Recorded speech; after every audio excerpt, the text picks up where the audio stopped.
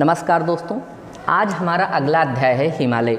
हम हिमालय की उत्पत्ति व हिमालय की विभिन्न पर्वत श्रृंखलाओं को पढ़ेंगे कि किन रूपों में आज हिमालय भारतीय क्षेत्र में अवस्थित है। और ख़ास करके हिमालय का पर्वतीय क्षेत्र भौतिक विभाजन जब हम भारत का करते हैं तो उसमें एक क्रम के रूप में आता है, वह भी चैप्टर क्लियर हो जाएगा। और हिमालय की उत्पत्ति से संबंधित सामान्य सिद्धांत जो अवधारणाएँ हैं वह भी क्लियर हो जाएंगी। तो आज का जो हमारा टॉपिक है वह है हिमालय। माना जाता है कि जहाँ पर आज हिमालय है वहाँ पर कभी टैथिस नामक भूसन्नति हुआ करती थी। भूसन्नति कहते हैं या कहीं कहीं पर उसे टैथिस सागर भी कहते हैं। तो इस रूप में हम इसकी उत्पत्ति से संबंधित हैरी हेस का सिद्धांत, कोबर महोदय का पर्वतों का पालना तथा हैरी हेस का प्लेट विवर्तनिक सिद्धांत पढ़ेंगे। किन रूपों में इन सिद्धांतों का स्वरूप आया जिसकी वजह से हिमालय का निर्माण हुआ,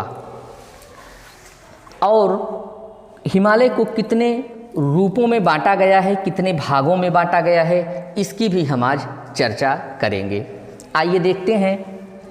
यह माना जाता है विश्व के मानचित्र पर आप देखेंगे, ये दक्षिणी अमेरिका हो गया, ये उत्तरी अमेरिका हो गया आपका, ये अफ्रीका महाद्वीप, और ये आपका भारत, यूरोप, एशिया और ये ऑस्ट्रेलिया। यह माना जाता है कि यह जो भारत का प्रायद्वीपीय क्षेत्र है, यह कभी मेडागास्कर का हिस्सा हुआ करता था और धीरे धीरे यह उत्तर पूर्व दिशा की ओर प्रवाहित होता हुआ इस तट से आके टकराता है, जहाँ पर पहले से इस क्षेत्र में टैथिस भूसन्नति थी। टैथिस भूसन्नति या सागर। टैथिस भूसन्नति का मतलब होता है लंबा, सकरा, छिछला जलमग्न क्षेत्र जिसमें लगातार अवसादीकरण होता रहता है। तो ये जो इंडो ऑस्ट्रेलियन प्लेट है, ये इंडो ऑस्ट्रेलियन प्लेट, ये प्लेट यूरेशियन प्लेट से टकराती है, और जो यहाँ पर टैथिस नामक भूसन्नति थी, जो अवसाद यहाँ पर जमा हुए थे, यहाँ से एक नदी गिरा करती थी जिसे आदि नदी या इंडो ब्रह्म नदी कहा जाता था। आदि नदी या इंडो ब्रह्म नदी। जब इन दोनों प्लेटों का आपस में टकराव हुआ, अभिसारी या अभिसरण हुआ, तो इस हिमालय का उत्थान हुआ।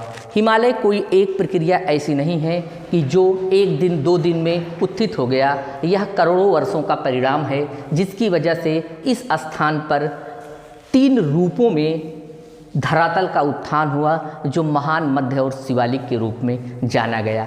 लेकिन इसके पूर्व हम ध्यान देंगे, हिमालय की उत्पत्ति से पहले हिमालय पार ट्रांस हिमालय नाम से एक पर्वत श्रृंखला यहाँ पर विद्यमान थी, और ये क्षेत्र जो था वह था पामीर का पठार, जो आज भी विद्यमान है। पामीर का पठार, जिसे विश्व की छत भी कहा जाता है। क्या कहा जाता है?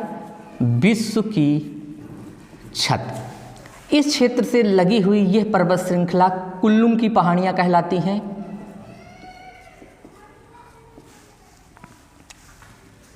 और अफ़गानिस्तान क्षेत्र में और पाकिस्तान क्षेत्र में विस्तृत पर्वत श्रृंखला सुलेमान तथा अफ़गानिस्तान में हिंदुकुश नाम से जाना जाता है।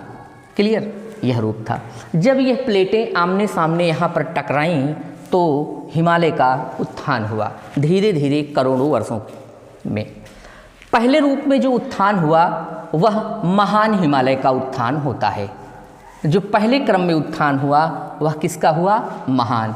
उसके बाद दोबारा जो वलन प्रक्रिया से उत्थित हुआ वह मध्य हुआ, और अंततः शिवालिक हिमालय का निर्माण होता है। तो सबसे पहला महान हिमालय है, महान हिमालय।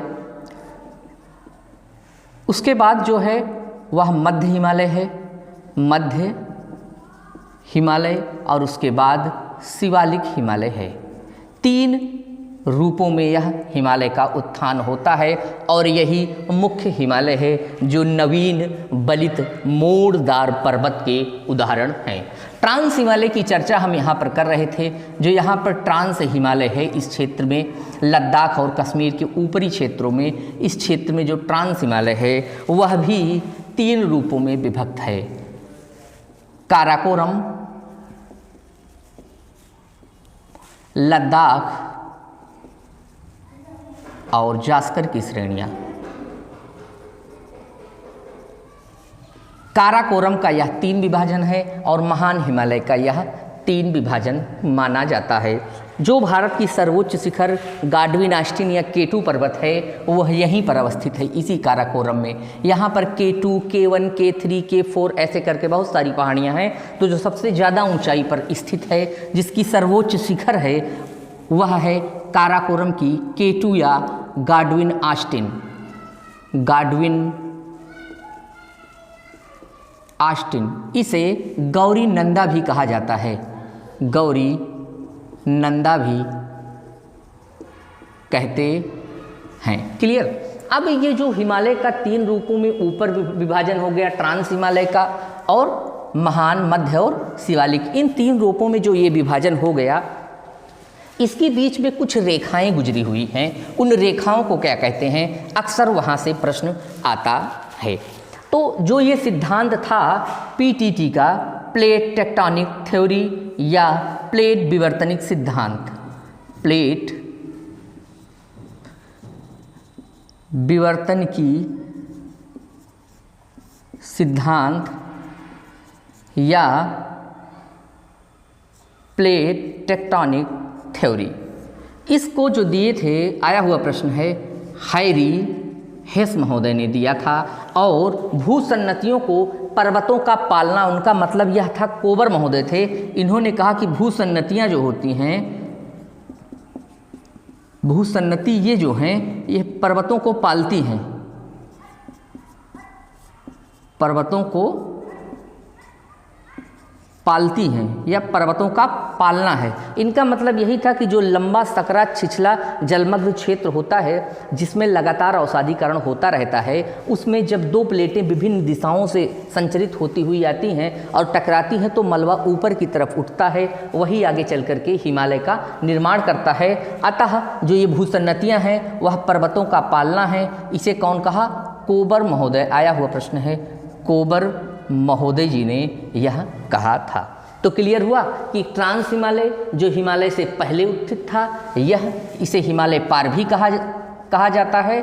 और इसके इन क्षेत्रों में जो ऊपर वाला क्षेत्र है, यह जैसे पीर पंजाल वगैरह हो गया, धौलाधर हो गया, धौलावीरा हो गया, नंगा पर्वत हो गया, धौलागिरी हो गया, आदि पर्वत श्रृंखलाएं अवस्थित हैं। तो इन रूपों में हमने देखा कि ट्रांस हिमालय का विभाजन 3 रूपों में और मुख्य हिमालय का विभाजन 3 रूपों में। इस विभाजन के साथ साथ इन रेखाओं के, इन पर्वत श्रृंखलाओं के मध्य में कुछ रेखाएं अवस्थित हैं, विभाजन की कुछ लाइनें हैं जिनका नामकरण अक्सर एग्जाम में पूछा जाता है। तो ट्रांस हिमालय सबसे पहले है, ट्रांस हिमालय।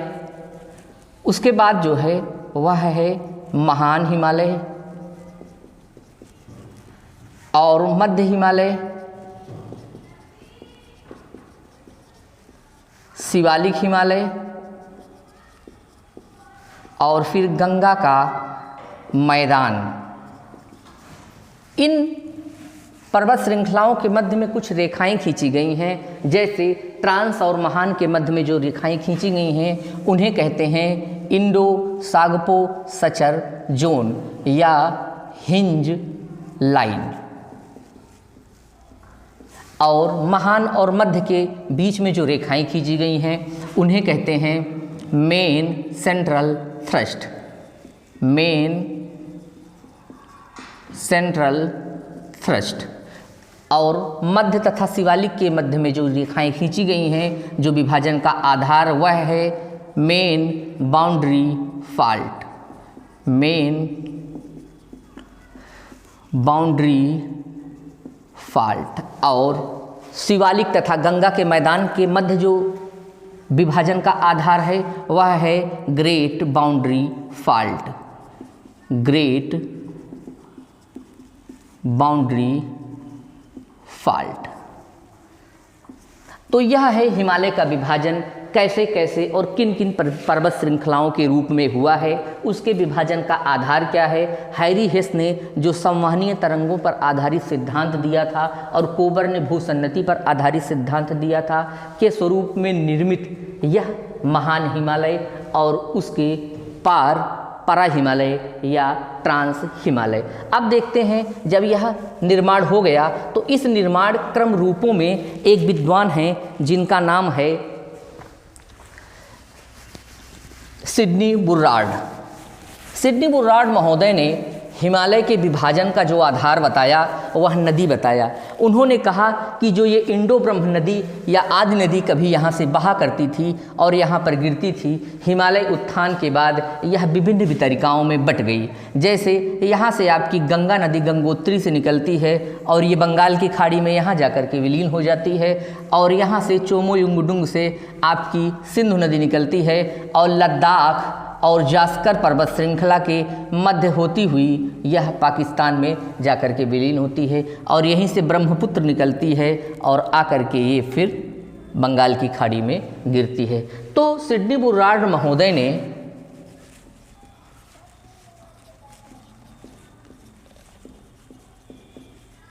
आपने जो है नदियों के आधार पर हिमालय का वर्गीकरण किया।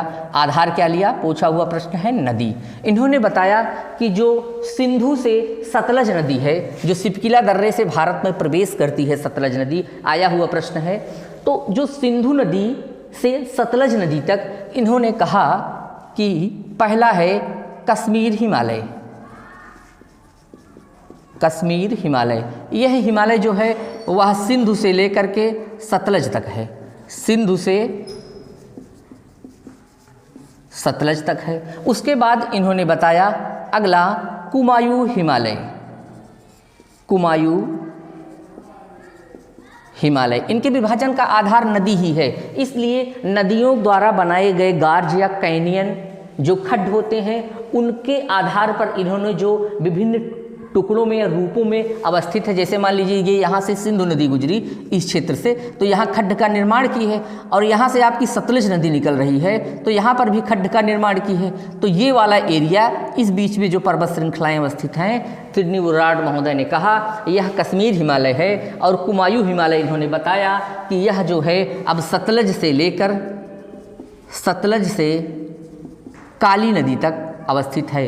काली नदी जो उत्तर प्रदेश में जिसे घाघरा कहते हैं, उसे नेपाल में काली नदी के नाम से जाना जाता है। तो उन्होंने बताया कि कुमायूं हिमालय जो है वह सतलज से काली नदी तक अवस्थित है। उसके बाद इसी क्रम में इन्होंने बताया अगला नेपाल हिमालय, नेपाल हिमालय। नेपाल हिमालय इन्होंने बताया कि जो नेपाल वाला क्षेत्र है, जो आपकी काली नदी है, काली से लेकर के तिस्ता तक, काली नदी से लेकर के तिस्ता नदी तक इन्होंने बताया नेपाल हिमालय अवस्थित है। और चौथा इन्होंने बताया असम हिमालय, असम हिमालय। असम हिमालय को उन्होंने बताया कि तिस्ता नदी से लेकर के दिहांग बिहांग, जिसे ब्रह्मपुत्र कहते हैं, अरुणाचल प्रदेश में दिहांग बिहांग कहते हैं, तो ब्रह्मपुत्र गार्ज तक फैला हुआ असम हिमालय होगा, जिसका विस्तारीकरण तिस्ता से लेकर दिहांग बिहांग नदी तक होगा। तो इस प्रकार हिमालय का विभाजन ट्रांस हिमालय, महान, मध्य और शिवालिक के रूप में आपने देखा। और नदी के आधार पर सिडनी बुर्रार्ड महोदय ने कश्मीर, कुमायूं और असम हिमालय के रूप में बांटा। इसमें प्लेट विवर्तनिक सिद्धांत का क्या रोल है, कोबर का क्या रोल है, यह विश्व के भूगोल में विधिवत पढ़ेंगे हम लोग। यह एक विभाजन था कि हिमालय की विभिन्न पर्वत श्रृंखलाओं को समझना कि क्या क्या नाम है और किस भूसन्नति और किस प्रक्रियाओं से गुजर करके वह निर्मित हुआ है। आज के लिए इतना, धन्यवाद।